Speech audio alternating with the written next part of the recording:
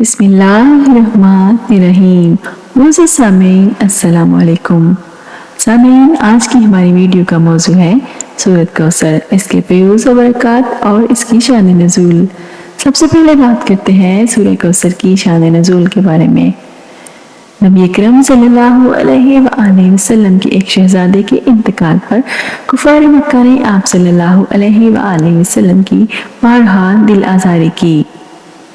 ابو لہب، عقبہ بن معیط، عاص بن وائل وغیرہ نے بارہا مرتبہ کہا کہ نبی اکرم صلی اللہ علیہ وآلہ وسلم بے نام و نشان ہیں، ان کے بعد کوئی ان کا نام لیوا نہ ہوگا۔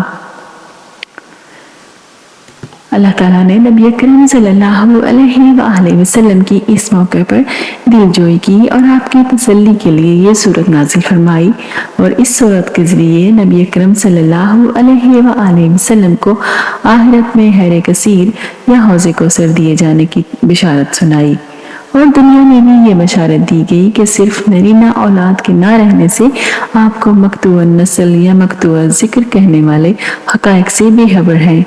آپ کی نسل نسبی بھی انشاءاللہ دنیا میں تا قیامت باقی رہے گی، اگرچہ دختری اولاد سے نہ ہو، اور نسل مانوی یعنی آپ صلی اللہ علیہ وآلہ وسلم پر ایمان لانے والے مسلمان جو در حقیقت نبی کی اولاد مانوی ہوتے ہیں، وہ تو اس کثرت سے ہوں گے کہ پچھلے تمام انبیاء کی امتوں سے بڑھ جائیں گے، اور اس میں رسول اللہ صلی اللہ علیہ وآلہ وسلم کا اللہ کے نزدیک مقبول اور مکرم و معظم ہونا بھی مذکور ہے۔ لفظ کوثر میں بہت کچھ داخل ہے۔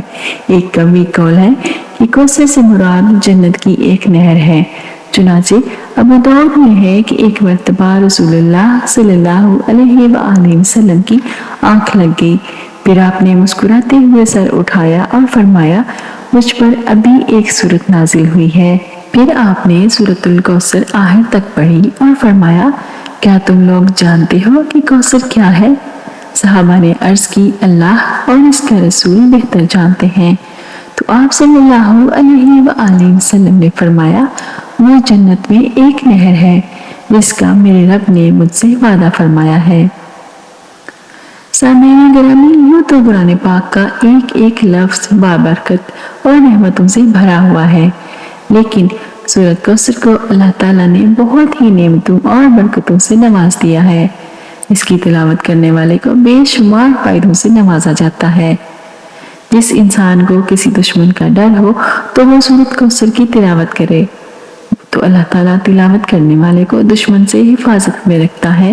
جو انسان سورۃ کوثر کی ہر روز تلاوت کرتا ہو تو اللہ تعالیٰ اس انسان کے رزق میں وافر مقدار میں اضافہ فرما دیتا ہے اور اس کے مال کو ہر بری نظر سے محفوظ کر دیتا ہے۔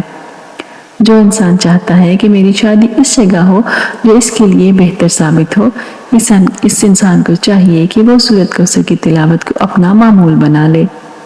سورۃ کوثر کی تلاوت کرنے سے اللہ تعالیٰ اس انسان کو نیک اور صالح بیوی عطا کرے گا اور اس کی شادی اس عورت سے کرے گا جس کو وہ پسند کرتا ہوگا۔ جس انسان کے جسم میں کسی بھی حصے میں درد ہو تو اس کو چاہیے کہ وہ زیتون کا تیل لے کر اس پر 21 مرتبہ سورۃ کوثر پڑھ کر دم کرے، اس سورت کے پہلے اور آخر میں 11 مرتبہ درود شریف پڑھے، متاثرہ جگہ پر اس تیل سے مالش کرے تو انشاءاللہ اس کا درد چند ہی دنوں میں ختم ہو جائے گا۔ سورۃ کوثر کی بے شمار فضیلت بیان کی گئی ہے۔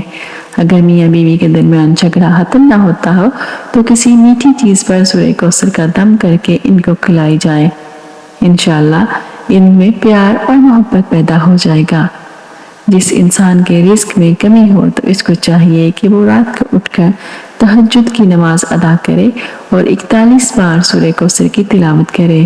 سورۃ کوثر کے اول اور آخر 11 مرتبہ درود شریف پڑھ لے۔ اس عمل کو 40 دن تک مسلسل پڑھنے سے انشاءاللہ تعالیٰ اس کے مال میں اضافہ ہوگا اور اس کے رزق میں اللہ تعالیٰ خیر و برکت فرمائے گا۔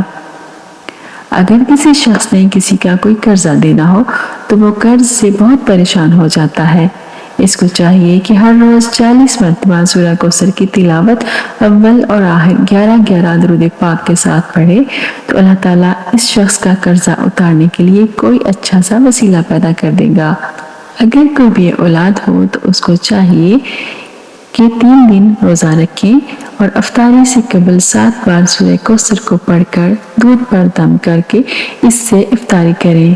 انشاءاللہ اللہ تعالیٰ ان کو نیک اور صالح اولاد نرینہ عطا کرے گا۔ اگر کوئی شخص کسی حاسد سے ڈرتا ہو کہ یہ حسد کرنے والا اس کے کام میں رکاوٹ بن سکتا ہے تو اس کو چاہیے کہ فجر کی نماز میں سنتوں اور فرض کے درمیان سورہ کوثر کی تلاوت کرے اور اول اور آخر 7 بار درود شریف پڑھ لے، تو اس شخص کو اللہ تعالیٰ حسد کرنے والے شخص سے محفوظ فرما دے گا۔ اس شخص کو چاہیے کہ 21 روز تک سورہ کوثر کی تلاوت کرے تو اس کی ہمیشہ کے لیے حاسدوں سے جان چھوٹ جائے گی۔ اگر کسی انسان نے کوئی نیک مراد مانگی ہو اور وہ پوری نہ ہو رہی ہو تو اس کو چاہیے کہ مغرب کی نماز کے بعد 7 مرتبہ سورہ کوثر کو اول آخر درود شریف کے ساتھ پڑھے اور سجدے میں جائے۔ امید ہے کہ اللہ تعالیٰ اس کی مراد کو رد نہیں کرے گا۔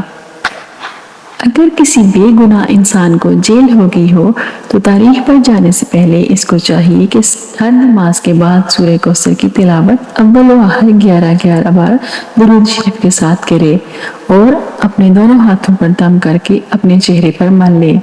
انشاءاللہ اس قیدی کی رہائی ہو جائے گی۔ اللہ تعالیٰ سے دعا ہے کہ وہ ہم سب کو قرآن پاک پڑھنے، سمجھنے اور اس پر عمل کرنے کی توفیق عطا فرمائے، آمین۔ مجھے سامعین، مجھے امید ہے کہ آپ کو آج کی ویڈیو پسند آئی ہوگی۔ اسے لائک کیجیے اور اپنے دوستوں کے ساتھ شیئر کیجیے۔ اگر آپ میرے چینل پر نئے ہیں تو اسے سبسکرائب کر لیں اور بیل آئیکن کو ضرور دبائیں تاکہ آپ کو مزید معلوماتی ویڈیوز بر وقت ملتی رہے۔ اپنا اور دوسروں کا بہت سارا خیال رکھیے۔